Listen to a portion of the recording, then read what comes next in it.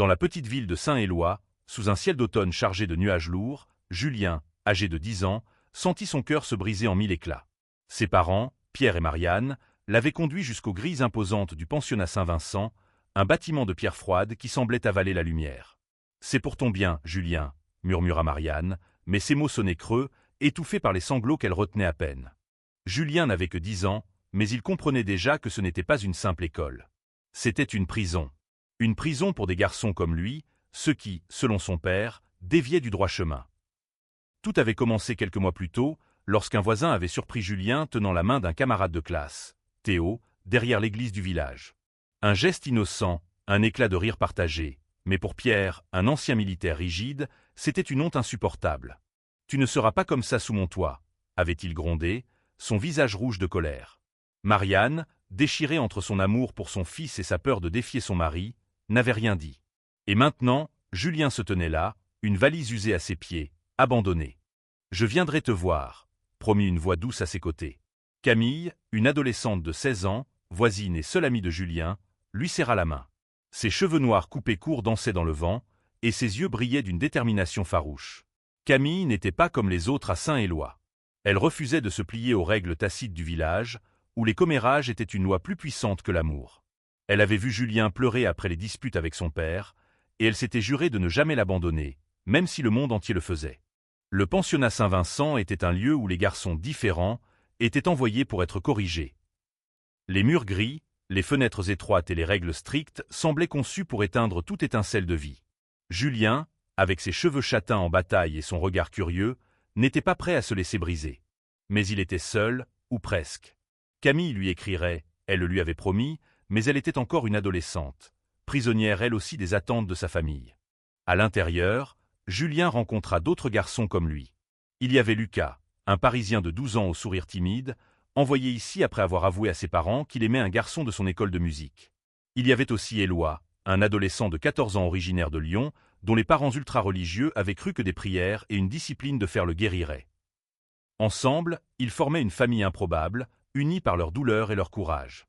Les nuits étaient longues, ponctuées de chuchotements dans les dortoirs, où ils partageaient leurs rêves d'un monde qui les accepterait tels qu'ils étaient. Les années passèrent, marquées par des punitions sévères pour la moindre infraction et des sermons sur la pureté. Mais Julien grandissait, et avec lui, une flamme intérieure refusait de s'éteindre. Les lettres de Camille étaient son encre. Elle lui racontait sa vie au lycée, ses premiers amours, ses combats pour être elle-même dans un village qui jugeait tout. « Tiens bon, Julien », écrivait-elle. « Un jour, on s'envolera loin d'ici. » À 16 ans, Julien commença à comprendre que sa différence n'était pas une malédiction, mais une force. Lors d'une nuit d'orage, alors que la foudre illuminait le dortoir, il murmura à Lucas et Éloi. « Un jour, je sortirai d'ici, et je prouverai à tout le monde qu'ils avaient tort. » Ses amis hochèrent la tête, leurs yeux brillant d'un espoir fragile mais réel. Julien avait 16 ans, et le pensionnat Saint-Vincent n'avait pas réussi à le briser.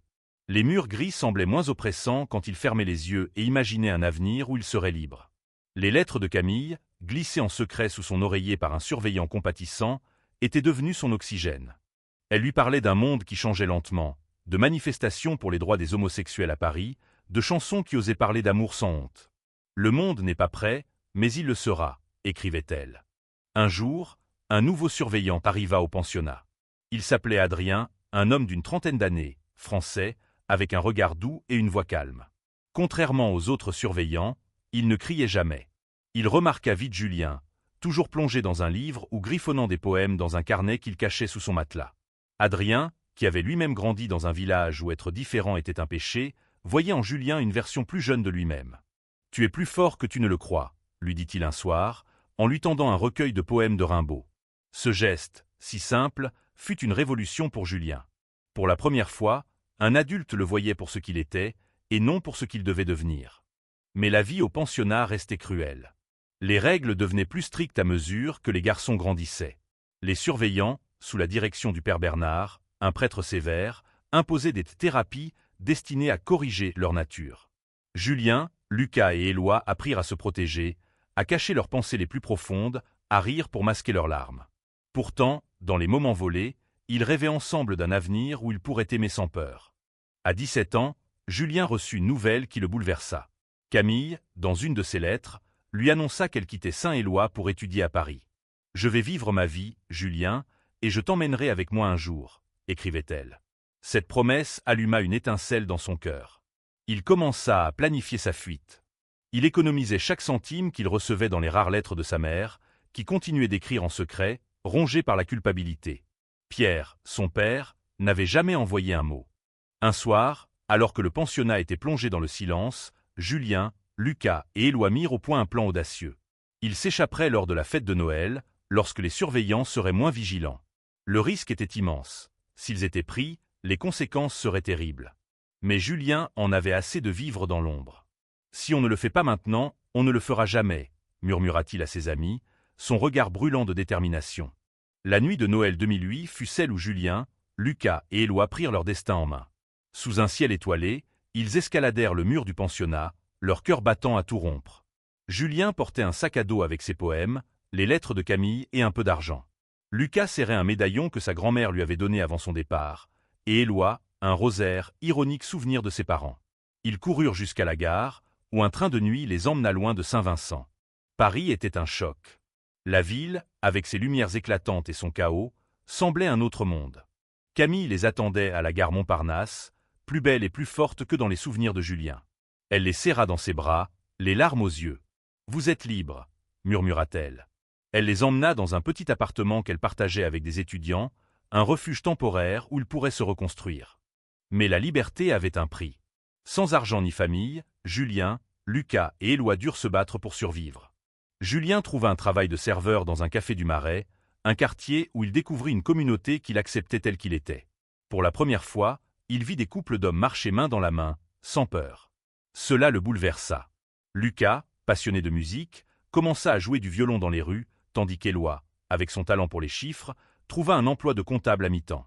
Julien, à 18 ans, rencontra Raphaël, un étudiant en art de 20 ans, français, aux cheveux bouclés et au sourire éclatant. Raphaël était tout ce que Julien n'avait jamais osé rêver, confiant, libre et amoureux de la vie. Leur premier baiser, sous un réverbère du canal Saint-Martin, fut comme une explosion de lumière dans l'obscurité de son passé. Mais Julien portait encore les cicatrices de Saint-Vincent. Il avait peur d'aimer, peur d'être trahi à nouveau. Camille, devenue une militante pour les droits LGBT, encourageait Julien à affronter ses démons. « Tu mérites d'être heureux », lui répétait-elle. Mais le passé ressurgissait parfois, sous forme de cauchemar où les grilles du pensionnat se refermaient sur lui. Et puis, il y avait sa mère, Marianne, qui continuait d'envoyer des lettres. Elle voulait le voir, mais Julien n'était pas prêt à pardonner. Julien avait 20 ans, et Paris était devenu son refuge, mais pas encore son foyer. Il partageait un petit appartement avec Raphaël, dont les toiles colorées ornaient les murs. Leur relation, bien que passionnée, était parfois secouée par les insécurités de Julien. Il craignait que Raphaël, si lumineux, ne se lasse de ses ombres. Mais Raphaël, avec sa patience infinie, lui répétait « Je t'aime pour tout ce que tu es, même les parties brisées ». Un jour, Julien reçut une lettre de sa mère, plus longue que les autres. Marianne racontait qu'elle avait quitté Pierre, incapable de supporter plus longtemps sa rigidité et son refus de parler de leur fils. Elle voulait le revoir, s'excuser, comprendre. Julien déchira la lettre, mais les mots restèrent gravés dans son esprit. Camille, toujours à ses côtés, lui conseilla de lui donner une chance. « Tu ne le fais pas pour elle, mais pour toi », dit-elle. Pendant ce temps, Lucas et Éloi traçaient leur propre chemin. Lucas avait rejoint un orchestre amateur, où il rencontra Clara, une violoncelliste qui devint sa meilleure amie. Éloi, plus discret, s'était rapproché d'un collègue, Marc, un homme timide qui partageait son amour des chiffres et des silences complices. Ensemble, ils formaient une famille choisie, soudée par les épreuves. Mais le passé revint frapper à la porte. Un jour, Julien croisa Adrien, l'ancien surveillant de Saint-Vincent, dans un café. Adrien, désormais ouvertement gai, lui confia qu'il avait quitté le pensionnat après leur fuite, incapable de supporter l'hypocrisie de l'institution. Il révéla à Julien que le père Bernard avait été remplacé et que Saint-Vincent commençait à changer. Cette nouvelle troubla Julien. Une partie de lui voulait oublier, mais une autre voulait confronter ceux qui l'avaient blessé. Julien décida d'écrire une lettre à son père, Pierre, pour la première fois depuis des années. Il ne demanda ni excuse ni pardon, mais simplement que Pierre sache qu'il était heureux, malgré tout. Il n'attendait pas de réponse, mais l'acte d'écrire fut libérateur. À 22 ans, Julien commença à se sentir chez lui à Paris. Son travail de serveur lui permit de financer des études de littérature, sa passion depuis l'enfance. Raphaël, toujours à ses côtés, l'encourageait à publier ses poèmes. Un soir, dans un petit café du Marais, Julien lut ses vers devant un public pour la première fois. Ces mots, empreints de douleur et d'espoir, touchèrent les cœurs. À la fin, Raphaël l'embrassa devant tout le monde, et pour la première fois, Julien ne ressentit aucune peur. Camille, désormais organisatrice d'événements pour une association LGBT, invita Julien à participer à une manifestation pour l'égalité des droits. Ce fut un tournant.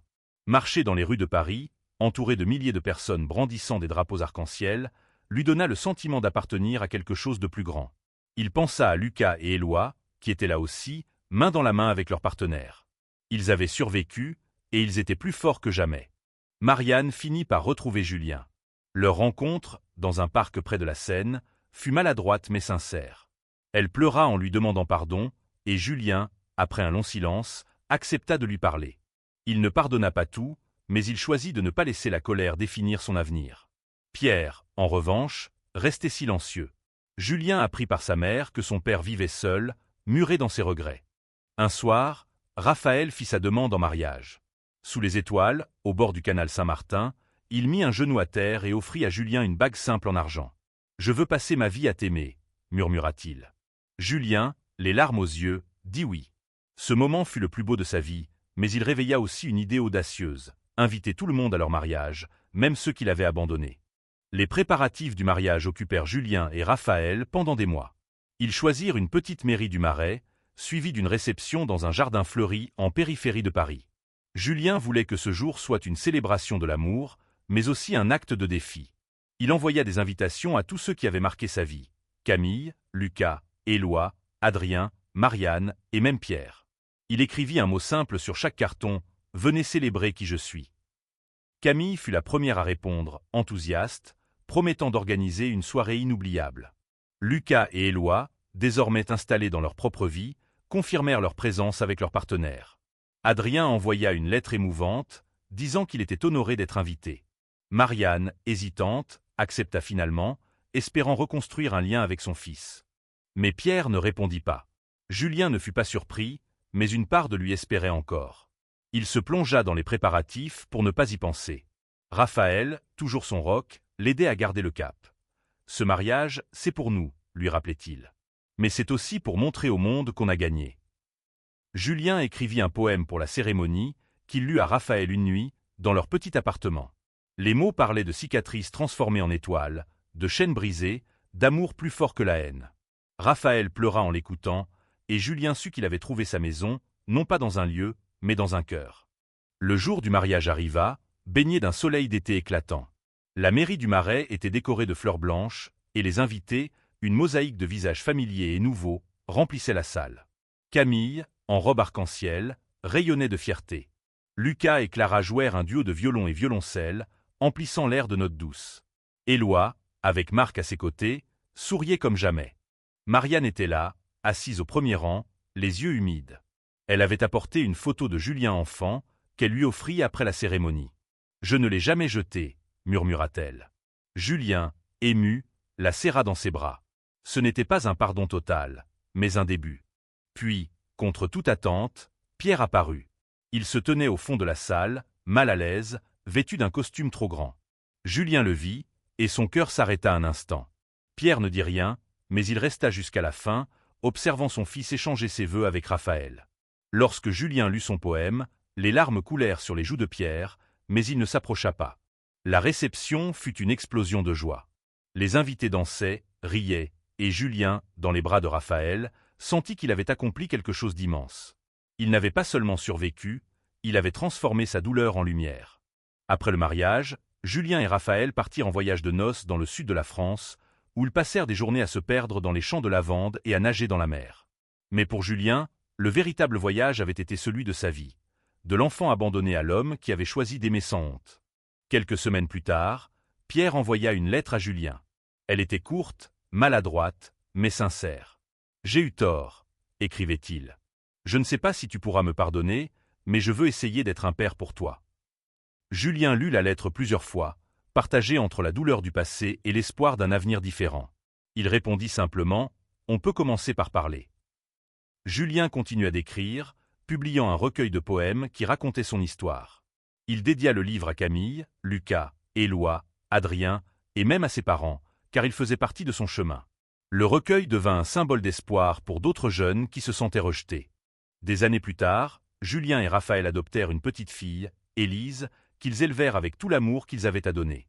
Chaque année, ils organisaient une grande fête dans leur jardin, où leurs amis, leurs familles choisies, et même Pierre, désormais un grand-père hésitant mais présent, se réunissaient.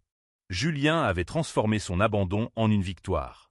Il n'avait pas seulement survécu au pensionnat. Il avait construit une vie où l'amour triomphait, où chaque cicatrice racontait une histoire de résilience. Et dans chaque sourire qu'il échangeait avec Raphaël, il savait que tout cela en valait la peine.